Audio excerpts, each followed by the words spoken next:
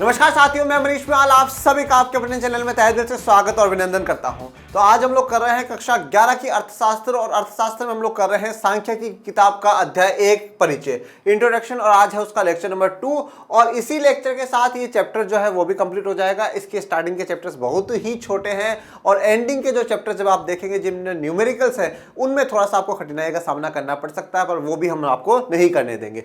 चलिए जानते हैं आज हम लोग क्या पढ़ेंगे। आज हम बात करेंगे अर्थशास्त्र में सांख्य की, फिर बात करेंगे सांख्यिकी क्या है और करती क्या है, मतलब रोल क्या है सांख्यिकी का। इसके बाद चैप्टर में सारांश या निष्कर्ष है, तो निष्कर्ष मतलब ओवरऑल जितना आपने पढ़ा है वो सब कुछ आपको बताया गया। तो सब हम आज डिस्कस कर लेंगे और आज इस चैप्टर को कंप्लीट कर देंगे। चलिए शुरू करते हैं। अर्थशास्त्र में सांख्यिकी, ठीक है, जो हमारी स्टेट्स होती है, ठीक है, हमारे पास जो भी डेटा होता है उसका क्या रोल होता है इकोनॉमिक्स में वो जानते हैं। लास्ट लेक्चर में हम लोगों ने जाना था कि अर्थशास्त्र क्या है और अर्थशास्त्र के क्या मुख्य भूमिका है, इंपॉर्टेंट रोल क्या है इकोनॉमिक्स का, वो हम लोगों ने समझा था। अब आज सांख्यिकी की बात हम लोग करेंगे। पिछले अनुच्छेद का मतलब है जो अभी तक आपने पीछे पढ़ा है इसी चैप्टर में, मतलब जो लास्ट लेक्चर में आपने पढ़ा था उसमें आपको किसी देश की मूलभूत समस्याओं से संबंधित कुछ विशेष अध्ययनों के बारे में बताया गया था। तो जो मूलभूत समस्या है, ठीक है, सबसे बड़ी जो समस्या है वो क्या है? अभाव, कमी, ठीक है, और उस कमी सभी समस्याओं की जड़ है। और जब ये कमी होती है तो इसके कारण एक समस्या का जन्म होता है, वो है चयन की समस्या। हमें चूज करना पड़ता है और चूज की समस्या को ठीक करने के लिए ही हमें अर्थशास्त्र में इकोनॉमिक्स को पढ़ना पड़ता है। तो मूलभूत समस्याओं का अध्ययन हमने लास्ट लेक्चर में करा था, ठीक है, विशेष अध्ययन हमने करा था और मैंने 3 समस्याएं जो आर्थिक समस्या होती है अर्थव्यवस्था के सामने उनकी भी चर्चा मैंने करी थी आप लोगों के साथ। इस अध्ययन के लिए आवश्यकता है कि हम आर्थिक तथ्यों को संख्याओं के रूप में भली भांति जाने। इस प्रकार के आर्थिक तथ्यों को आंकड़े भी कहते हैं। तो इस अध्ययन के लिए आवश्यकता है कि हम आर्थिक तथ्यों को, ठीक है, जो इकोनॉमिक फैक्ट्स हैं उनको जाने, इकोनॉमिक फैक्ट्स को जाने, संख्याओं को, जो उनकी संख्या है, जो उनका नंबर्स है उनको। और ये जो संख्या है उसी को हम लोग क्या कह रहे हैं? आंकड़े कह रहे हैं। हम कहते हैं ना भाई हमारे पास इतना डेटा है, हमारे पास इतना डेटा है। जैसे आप कह सकते हैं भाई कोरोना में 5 लाख लोगों की मृत्यु हुई, ठीक है, कोरोना ने 25 लाख लोगों को इन्फेक्टेड कराया, उनको इन्फेक्शन हुआ कोरोना का। इस प्रकार से आप एक आंकड़ों में बता सकते हो। आप कह सकते हो मेरी क्लास में 60 विद्यार्थी पढ़ते हैं, मेरी क्लास में 40 लड़कियां हैं और 20 लड़के हैं, ठीक है, हमारे स्कूल में टोटल 1000 बच्चे पढ़ते हैं, 400 लड़कियां हैं, 600 लड़के हैं। ये सब आंकड़े हैं, ये सब डेटा है, ठीक है। पूरे राज्य में कितने लोग रहते हैं, पूरे देश में कितने लोग रहते हैं, ठीक है ना, ये सब क्या है? ये आंकड़े हैं, ये डेटा है। ये क्या है? ये संख्या में है, ये नंबर्स में। तो ये जो तस्वीर है वो डेटा के लिए, आंकड़ों के लिए दर्शाई गई है। इन आर्थिक समस्याओं के बारे में आंकड़े संग्रह करने का उद्देश्य इन समस्याओं के विभिन्न कारणों को जानना और उनकी व्याख्या करना है। तो ये जितनी भी आर्थिक समस्या है हम लोग पढ़ते हैं, ठीक है, कि भाई अलग अलग जो समस्या है, क्या उत्पादन करें, कैसे उत्पादन करें, और जो चयन की समस्या है, या हम गरीबी की बात कर ले, हम बेरोजगारी की बात कर ले, लोगों की देश में मृत्यु हो रही है वो बात कर ले, लोगों का जन्म हो रहा है देश में वो बात कर ले, किसी भी की भी बात आप कर लीजिए, उनमें हम आंकड़ों का संग्रह करते हैं, हम डेटा को कलेक्ट करते हैं। और जो हमारा चैप्टर 2 होगा, जो नेक्स्ट चैप्टर होगा, जो कल से स्टार्ट होगा, वो है आंकड़ों का संग्रह, कि हमें कलेक्शन ऑफ डेटा करना है। तो आंकड़ों का संग्रह करने का उद्देश्य क्या है? ये जो समस्या है उन समस्याओं के विभिन्न कारणों को जानना, कि कौन कौन से कारणों के कारण ये समस्या है। जैसे कि फॉर एग्जांपल बात करें गरीबी, अब गरीबी है तो गरीबी क्यों है, क्या कारण है, उसके कारणों को जानना और उनकी व्याख्या करना, उनको एक्सप्लेन करना कि ये कारण इसलिए है। और जैसे हम कह सकते हैं बेरोजगारी के कारण गरीबी है। अब हम बेरोजगारी के कारण गरीबी हमने कह दिया, बेरोजगार है इसलिए गरीब है। तो अब कितने लोग बेरोजगार है? हमें पता चला कि 100 लोग गरीब है तो 100 में से 100 के 100 ही बेरोजगार है। हाँ यार, बेरोजगारी एक बड़ा कारण है। अच्छी स्वास्थ्य सुविधा ना मिल पाना, ये तो कितने लोगों को स्वास्थ्य सुविधा नहीं मिल पा रही। तो ये जो कितनों का सवाल उठता है ना, यहां पे हमें सांख्यिकी बड़ी मदद करती है। दूसरे शब्दों में हम उनका विश्लेषण करने की कोशिश करते हैं। विश्लेषण का मतलब क्या होता है? एनालिसिस करना, ठीक है, कितना सही कितना गलत। जैसे मान लीजिए आप स्कूल में टेस्ट देकर के आए, आपके 10 में से 7 नंबर आए। अब आप घर बैठ के उसका विश्लेषण करेंगे, मेरे 3 नंबर कहाँ कटे, मुझे सर ने या मैम ने मेरे नंबर क्यों काटे, ठीक है, ये आगे मैं किससे इसको रिकवर कर सकता हूँ। पूरा आप विश्लेषण कर सकते हैं, पूरा एनालिसिस कर सकते हैं। आपने 10th के बाद पूरा विश्लेषण करा होगा कि मुझे आर्ट्स लेनी है, साइंस लेनी है या कॉमर्स लेनी है, पूरा विश्लेषण आप लोगों ने करा होगा। सोच समझ करके सब्जेक्ट लिया होगा। और ये जो सोच समझ करके आपने सब्जेक्ट लिए हैं, इन्हीं सब्जेक्ट्स का 11th 12th के आर्ट्स का अब जल्द ही बेंच आप लोगों के लिए अनाउंसमेंट होने वाली है। कब अनाउंसमेंट होगा ये आपको टेलीग्राम चैनल पे और यूट्यूब पे बता दिया जाएगा, पर जल्द ही आर्ट्स के बच्चों के लिए बेंच भी अनाउंसमेंट हो जाएगा। तो विश्लेषण करा जाता है, एनालिसिस करा जाता है कि जो समस्या है उस समस्या के क्या कारण है और उन कारणों का हम किस प्रकार से निवारण कर सकते हैं, उन कारणों को किस प्रकार से खत्म कर सकते हैं। तो एनालिसिस को दर्शाया गया है कि हाँ भाई ये सही है और ये गलत।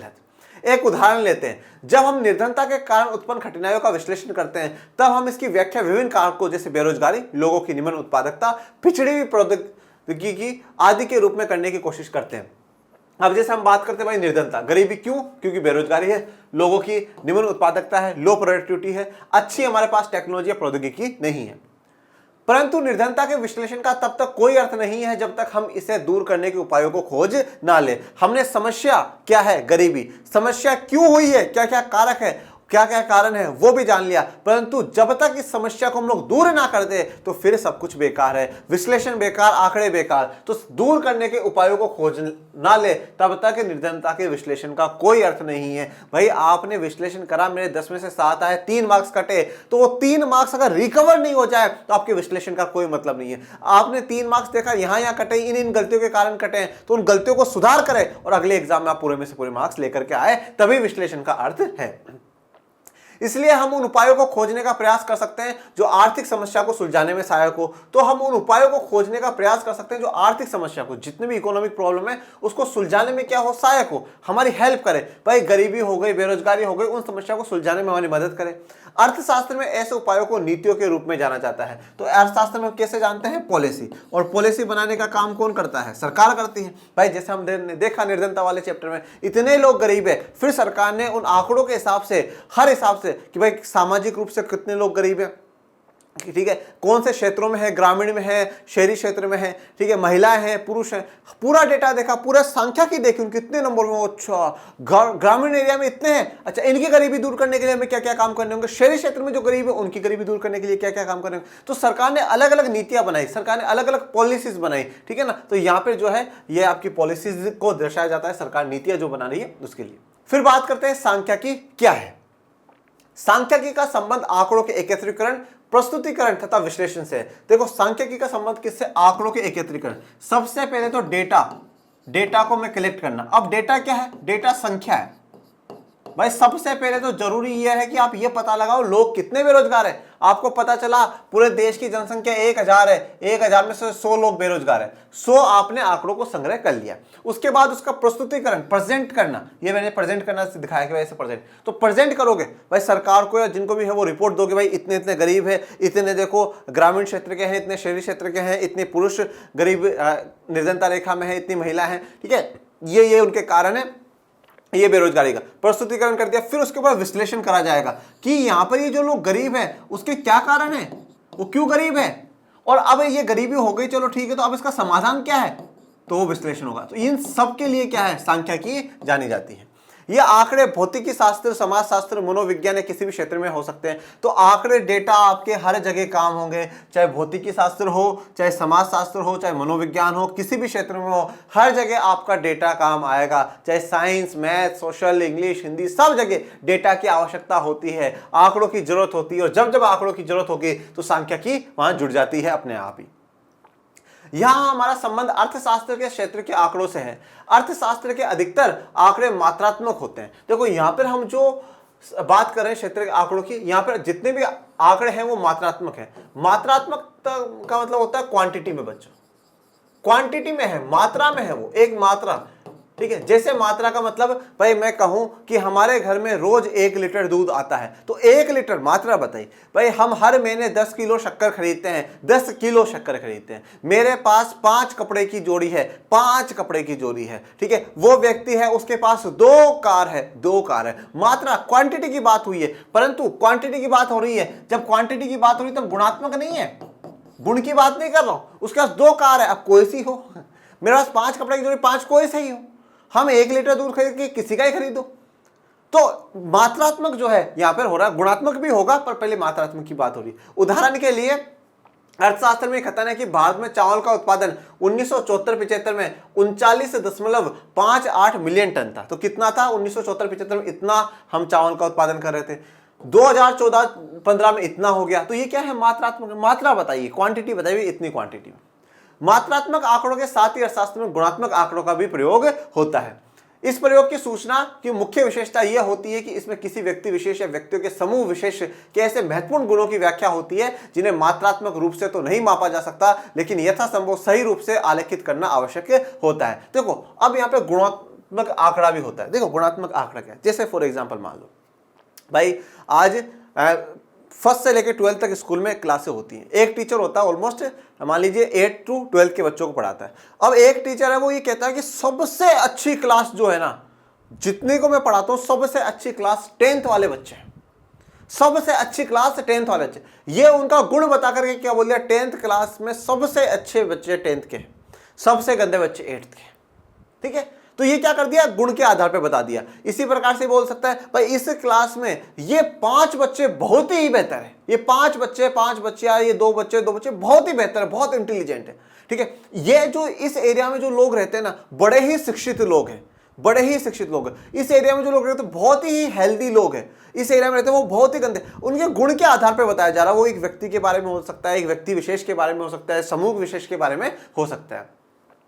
प्राय किसी व्यक्ति के किसी गुण की कोटियों के बारे में सूचना देना संभव और उपयोगी होता है, जैसे अच्छा है या बुरा है, स्वस्थ है या अस्वस्थ है, अकुशल है, कुशल है या अत्यधिक कुशल है।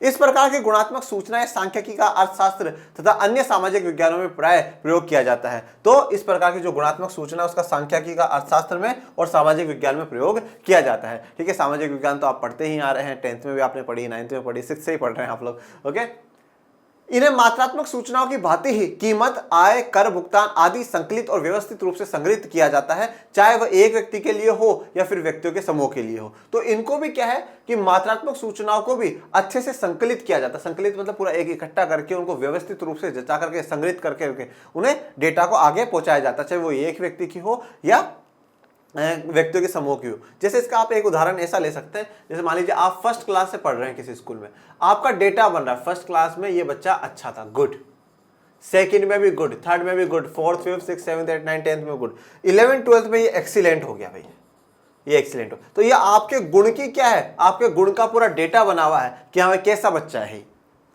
फिर बात करते हैं सांख्यिकी क्या करती है, रोल क्या है सांख्यिकी का, सांख्यिकी का इंपॉर्टेंट रोल क्या है, वो क्या काम करती है, किस काम हमारे सांख्यिकी आ रही है, वो जानते हैं। अब तक आप जान चुके होंगे कि किसी अर्थशास्त्री के लिए सांख्यिकी का एक ऐसा अपरिहार्य साधन है जो किसी आर्थिक समस्या को समझने में उसकी सहायता करता है। तो अभी तक आपको ये बात समझ में आ गई होगी, जो सांख्यिकी है, जो हमारी स्टेट्स है, वो एक अर्थशास्त्री के लिए, एक इकोनॉमिस्ट के लिए अपरिहार्य साधन है, मतलब बहुत ही महत्वपूर्ण साधन है। उसकी बड़ी ही आवश्यकता है अर्थशास्त्र में, किसी भी अगर आर्थिक समस्या को समझने में उसकी सहायता हो। देखो आज मुझे एक बात बताइए, गरीबी पर सरकार योजना बनाती है, बेरोजगारी पर सरकार योजना बनाती है, देश की कोई भी आर्थिक समस्या, महंगाई हो गई, सरकार योजना बनाती है, मंदी चल रही है, सरकार योजना बनाती है। तो सरकार किससे पूछ रही है कि हमें क्या करना चाहिए? जो बड़े बड़े अर्थशास्त्री है, जिन्होंने खूब इकोनॉमिक्स की स्टडी करी है, बड़ी बड़ी डिग्रियां उन्होंने ली है, उनकी किताबें छपी हुई हैं, ऐसे बड़े बड़े इकोनॉमिस्ट को सरकार बुलाती है और पूछती है कि हमें इस स्थिति में क्या करना चाहिए। तो अर्थशास्त्रियों को क्या है, क्या बोला, अर्थशास्त्रियों के लिए अपरिहार्य साधन हो जाता है। सरकार अर्थशास्त्रियों से पूछ करके नीतियां बना रही है, तो पहले अर्थशास्त्रियों के लिए क्या जरूरी है? उनके लिए डेटा जरूरी है, उनके लिए सांख्यिकी जरूरी है। कितने लोग गरीब हैं, इनके गरीबों के कारण क्या है, क्यों बेरोजगार हैं, ये समस्या है तो ये समस्या क्यों है, महंगाई हुई तो क्यों हुई, क्या कारण है, कितने परसेंट महंगाई, कितने परसेंट मंदी चल रही है। तो आर्थिक समस्या को समझने में उनकी सहायता करता है, समझने में हेल्प करेगा। ऐसा है। फिर एक नॉर्मल सा मैं आपको कहता हूं, भाई मेरे पास 2 बच्चे आए, एक बच्चे ने बोला सर मेरे लास्ट ईयर 90% बनी थी, एक बच्चे ने बोला सर मेरे 50% बनी थी। तो अब इससे मैं थोड़ा बहुत आइडिया लगा सकता हूँ, हाँ यार ये बच्चे ने बहुत अच्छी मेहनत करी होगी, इसने थोड़ी कम मेहनत करी होगी, ठीक है, ये लगभग एवरेज था और ये एक्सीलेंट बच्चा, ठीक है। तो आंकड़े से मैंने पता लगा लिया ना कि भाई हाँ, फिर इसका देखा कि हाँ यार इसके देखो इस सब्जेक्ट में नंबर कमाए थे, तो थोड़ा सा बच्चा इसमें वीक है, इसके इस वाले में कमाए, बाकी सब में टॉप मार्क्स आए, तो इसमें थोड़ा सा इस पर ध्यान देना होगा। तो डेटा से सब कुछ पता चलता है। इसकी विभिन्न विधियों का प्रयोग करते हुए किसी आर्थिक समस्या के कारणों को गुणात्मक एवं मात्रात्मक तथ्यों की सहायता से खोजने का प्रयास किया जाता है। और जो अलग अलग विधियां हैं सांख्यिकी की, विधियां मतलब जो अलग अलग तरीके हैं, उनका प्रयोग करते हुए आर्थिक समस्या के कारण, जो भी आर्थिक समस्या के कारण है, उनके गुणात्मक और मात्रात्मक तथ्यों की सहायता से, जो गुणात्मक और मात्रात्मक फैक्ट्स हैं, उनकी हेल्प से हम खोजने का प्रयास करते हैं कि क्या कारण है और क्या समाधान होंगे। एक बार जब समस्या के कारणों का पता चल जाता है, तब इससे निपटने के लिए निश्चित नीतियों का निर्माण करना सरल हो जाता है। जब एक बार हमें समस्या पता चल गई, उसके कारण पता चल गए, तो अब हमारे लिए आसान हो जाता है कि हम उस समस्या का समाधान निकाल सके। उस समस्या से निपटने के लिए अब हमारे लिए सरल हो जाता है, उसके लिए नीतियां बनाना हमारे लिए आसान हो जाता है, क्योंकि हमें एग्जैक्टली समस्या और समस्या क्यों उत्पन्न हुई है दोनों हमें पता है। तो उस हिसाब से हम नीतियों का निर्माण कर सकते हैं।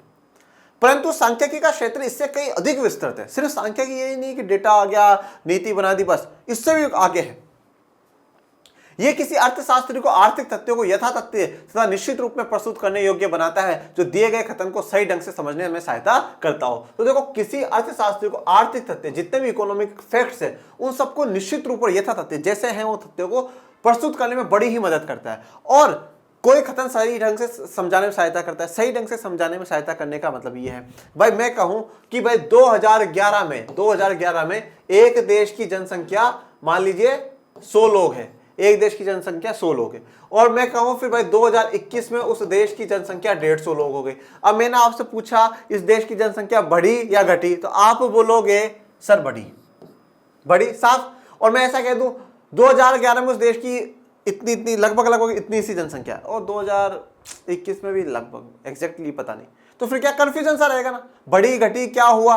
तो एग्जैक्ट आप लोगों के पास नहीं है, तो एग्जैक्ट होना जरूरी है, जिससे कि आप सही ढंग से उस चीज को समझ सकें। जब आर्थिक तथ्यों को सांख्यिकी रूप में व्यक्त किया जाता है, तब वे यथार्थ तथ्य बन जाते हैं, और यथार्थ तथ्य अस्पष्ट कथनों की अपेक्षा अधिक विश्वसनीय होते हैं। और जब कोई भी आर्थिक तथ्यों को सांख्यिकी रूप में हम व्यक्त करते हैं, मतलब संख्या में, नंबर्स में अगर हम लोग उसको व्यक्त करते हैं, अगर हम उसको नंबर्स में व्यक्त कर देते हैं, तो वो तथ्य कैसे हो जाते हैं, वो तथ्य यथार्थ तथ्य बन जाते हैं, मतलब बिल्कुल एग्जैक्ट सही तथ्य बन जाते हैं। जैसा कि अभी मैंने आपको उदाहरण दिया, मैंने कहा कि भाई इस साल लगभग इतने लोग है ना इस बीमारी से मर गए। मान लीजिए कोरोना का दौर चल रहा था, कोरोना से लगभग इतने लोग मर गए, एग्जैक्ट है नहीं पता, पर हमने कहा कि भाई कोरोना से 1,01,1100 लोग इतने जो है वो मर गए, एक एग्जैक्ट डेटा दे दिया। तो ये यथार्थ नंबर्स में जब बता दिया, तो आपके पास एग्जैक्ट, और आप इसमें ज्यादा विश्वास कर सकते हैं, अधिक विश्वसनीय होगा, क्योंकि एग्जैक्ट डेटा है आप लोगों के पास, एग्जैक्ट है। ये संख्यात्मक माप आंकड़ों के सशक्तिकरण में भी सहायता करते हैं। और देखो, अब संख्यात्मक माप है, अब आपने संख्या में ले लिया, अब आप हर, जैसे फॉर एग्जांपल मान लो मैंने बोला कि भाई आपके पूरे एरिया में, आप जिस सोसाइटी में रहते हो उसमें जितने भी लोग हैं उनकी इनकम पता लगाओ। अब आप इतने लोगों की इनकम तो याद रख नहीं सकते, तो उन सबकी इनकम को हम संक्षिप्त में भी कर सकते हैं, ब्रीफ में भी कर सकते हैं। हमने क्या करा, सबकी इनकम को ऐड करके डिवाइड दे दिया, और हमने क्या पता लगा लिया, औसत आय पता लगा ली कि लगभग इतनी औसत आय है। तो पूरे हमारे सोसाइटी में जो लोग रहते हैं उनकी औसत आय ये है। औसत आय आपने कक्षा 10 में पढ़ी है, और ये सब औसत निकालना, मध्य का निकालना, ये सब कुछ हम आगे के चैप्टर्स में पढ़ेंगे। अध्याय 5 से हमारे पूरे न्यूमेरिकली हैं बच्चों, बड़ा ही मजा आएगा आपको। फिर किसी व्यक्ति के लिए सांख्यिकीय रूप से प्राप्त संक्षिप्त अंकों जैसे औसत आय को याद रखना आसान हो जाता है। आप सबकी आय याद नहीं रख सकते, पर आप एक औसत आय तो याद रख सकते हैं भाई। जैसे मान लीजिए, आपको मैं और समझा देता हूं, जैसे मान लीजिए एक व्यक्ति आपके एरिया में 10,000 कमा रहा है, एक 20 कमा रहा है, एक 5 कमा रहा है, एक 8 कमा रहा है, और एक 12,000 कमा रहा है। ठीक है, अब आप इतनी याद नहीं रख पाओगे, ये तो मैंने उदाहरण छोटा रखा है। तो अब क्या करें, हम इन सबको ऐड कर देंगे, और 5 जने हैं तो 5 से भाग दे देंगे। 30, 20, 50 और 55 को डिवाइड दिया, मतलब 11,000। लगभग औसत आय कितनी है, 11,000। तो अब कोई भी पूछा आपकी सोसाइटी में कितने क्या है आय, तो आप बोल दोगे लगभग सब 11,000 के आसपास है। इस प्रकार सांख्यिकी के द्वारा आंकड़ों के समूह के विषय में सार्थक एवं समग्र सूचनाएं प्रस्तुत की जाती है। तो ऐसे हम सांख्यिकी के द्वारा आंकड़ों के समूह से हम सार्थक मतलब बिल्कुल जो सही है वो, और समग्र पूरी सूचना में प्रस्तुत हो जाती है कि भाई देखो, अगर पूरा जानना हो तो ये इनकम है, और एक नॉर्मल औसत आय है वो इतनी है, तो आप एग्जैक्ट डेटा आपको मिल जाता है। प्राय सांख्यिकी का प्रयोग विभिन्न आर्थिक कारकों के बीच संबंधों को ज्ञात करने के लिए भी किया जाता है। देखो, अब सांख्यिकी का प्रयोग है ना, अलग अलग आर्थिक कारकों के बीच में संबंध, जैसे कि आप देखिए कक्षा 11 में आप पढ़ेंगे, जैसे कि भाई जब मांग है, मांग कब बढ़ेगी, जब किसी वस्तु का मूल्य कम हो जाएगा, प्राइस कम हो जाएगा तो मांग बढ़ेगी, और मांग कब घटेगी? जब मूल्य बढ़ जाएगा। पूर्ति कहूं, सप्लाई जिसे मैं कहता हूं, सप्लाई कब बढ़ेगी? जब मूल्य बढ़ेगा। और सप्लाई कब घटेगी? जब ये घटेगा। अब अर्थशास्त्रियों को पता लगाना है कि भाई मूल्य कम होने पर ही मांग क्यों बढ़ रही है। डेटा निकालेंगे, डेटा से पता चलेगा। पूर्ति मूल्य बढ़ने पर ही क्यों बढ़ रही है? डेटा से पता चलेगा। उस पीछे के कारणों के कारण पता चलेगा। तो कभी कभार जैसा मांग और मूल्य, इन दोनों के बीच में कारक, इन दोनों के बीच का जो संबंध ज्ञात करने में भी हमारे क्या है, सांख्यिकी मदद करती है, स्टेट्स हमारी मदद करती है।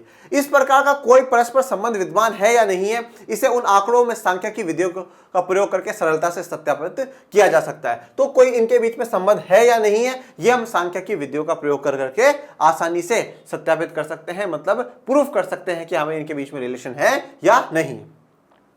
कभी कभी अर्थशास्त्री उनके बीच एक निश्चित संबंध की कल्पना करके इसका परीक्षण कर सकते हैं कि संबंध के बारे में उनकी पूर्व धारणा वैध है या नहीं है। देखो, अब कभी कभार एक निश्चित संबंध की कल्पना करके हम पूर्व धारणा लगा सकते हैं। ठीक है, पूर्व धारणा लगाने का अर्थ क्या है? जैसे कि भाई फॉर एग्जांपल, अब हम ये कहें कि पिछले साल डेंगू आया, डेंगू बीमारी है, और पिछले साल डेंगू से हमारे देश में 10,000 लोगों की मृत्यु हुई। ठीक है, अब पिछले साल डेंगू आया, 10,000 की मृत्यु हुई, और जो डेंगू वाला जो वायरस था वो पिछले साल खतरनाक था और इस साल जो है वो कम खतरनाक है, ऐसा मान लिया। तो हमने एक धारणा बना ली कि भाई पिछले साल उस खतरनाक से 10 मरे होंगे, तो इस बार 10 से तो कम ही होने चाहिए भैया। तो हमने पहले की चीजों को परीक्षण आधार, पहले के डेटा को आधार बना करके हमने आगे आने वाले के लिए हमने एक धारणा बना ली कि हाँ भैया इतना होगा। जैसे कि फॉर एग्जांपल आप 12th में जाओगे, अब 12th में जाओगे तो आप पिछले लास्ट ईयर के 5 साल के 10 साल के पेपर करोगे। अब पिछले 5 साल 10 साल के पेपरों को करने के बाद आप ऐसा, अच्छा यार ये पेपर मैं कर लेता हूँ, हाँ, तो अब आप देख रहे हो कि लास्ट 5 साल से पेपर का पैटर्न इजी आ रहा है, तो अच्छा हो सकता है इस बार भी इजी हो पैटर्न। ठीक है, पिछले साल के अगर 3-4 साल के टॉपर्स को सुना मैंने, तो देखा कि यार कह रहे हैं कि पेपर का पैटर्न ऐसा आता है, ऐसा ऐसा करना चाहिए, तो उससे मैं भी अनुमान लगा सकता हूं कि मेरे भी पूरे में से पूरा आ सकते हैं। तो पिछले के कुछ डेटास के आधार पर भी आप पूर्व धारणा कर सकते हो, आगे के लिए कुछ सोच सकते हैं। अर्थशास्त्री ऐसा केवल सांख्यिकी तकनीकों का प्रयोग करके ही कर सकते हैं। तो सांख्यिकी जो तकनीक है, टेक्निक से, उन्हीं के आधार पर यह पॉसिबल है। किसी अन्य स्थिति में अर्थशास्त्री किसी अन्य कारक में परिवर्तन के फलस्वरूप किसी एक आर्थिक कारक में परिवर्तनों का पूर्वानुमान लगाने में रुचि रख सकते हैं। तो जैसे मैंने आपको बताया कि एक कारक में कुछ परिवर्तन आ रहा हो और तो उससे दूसरे कारक में परिवर्तन आएगा, इसका पूर्वानुमान लगाने में भी रुचि रख सकते हैं। कभी कभी योजनाओं एवं नीतियों के निर्माण के लिए भविष्य की प्रवृत्तियों के ज्ञान की आवश्यकता होती है। तो कभी कभार कोई योजना, कुछ नीति बनाने के लिए भविष्य के का भी हमें ज्ञान होना चाहिए, हमें भविष्य का पता होना चाहिए। जैसे कि फॉर एग्जांपल आप मान लीजिए बाढ़ या सुनामी वाला इलाका है, तो अब भारत सरकार ने एनडीआरएफ बना रखा है, नेशनल डिजास्टर रिलीफ फंड है, ठीक है, और ऐसे ही एसडीआरएफ है, स्टेट्स में भी है। तो ये क्या है, ये कि पता है भाई इन स्टेट्स में ज्यादा भूकंप के चांसेस रहते हैं, यहाँ पे बाढ़ की ज्यादा संभावना है, तो वहां पे सरकार पहले से एक्टिव है। तो भविष्य का जानते हुए सरकार पहले खुद नीतियां बना करके बैठती है। इस प्रकार सांख्यिकी विधियां ऐसे उपयुक्त आर्थिक नीतियों के गठन में सहायता देती है जिनसे आर्थिक समस्याओं का समाधान हो सकता हो। तो सांख्यिकी जो विधियां हैं वो ऐसी आर्थिक नीतियों के गठन में हमारी सहायता देती है जिससे हमारी आर्थिक समस्याओं का समाधान हो सके। तो इस चैप्टर में हम लोगों ने क्या जाना है कि सांख्यिकी कितनी इंपॉर्टेंट है। संख्या जो है, जो नंबर्स है ना, वो नंबर्स कितने इंपॉर्टेंट है, उन नंबर से ही हम समस्या को समझ सकते हैं, समस्या के कारणों को समझ सकते हैं और समस्या का समाधान भी हम उन्हीं से निकाल सकते हैं। ठीक है, तो इसलिए सांख्यिकी का जरूरी है, स्टेट्स का एक बड़ा रोल है। और अब आगे जो हम लोग पढ़ेंगे वो अध्याय 2 पढ़ेंगे, आंकड़ों का संग्रह। मेरे प्यारे विद्यार्थियों और बच्चों, जैसा कि मैंने आज आपको बताया कि जल्द ही आर्ट्स के लिए बैचेस अनाउंसमेंट होने वाले हैं। वो कब होंगे उसकी सूचना आपको जल्द ही टेलीग्राम चैनल पर और यूट्यूब पर दे दी जाएगी। इसलिए आप हमारे साथ बने रहे, पढ़ते रहे और ज़्यादा से ज़्यादा अपने दोस्तों को, भाई बहनों को लाइक, शेयर, सब्सक्राइब करते रहे। और मिलेंगे नेक्स्ट लेक्चर में, तब तक के लिए थैंक यू सो मच। जय हिंद, जय भारत।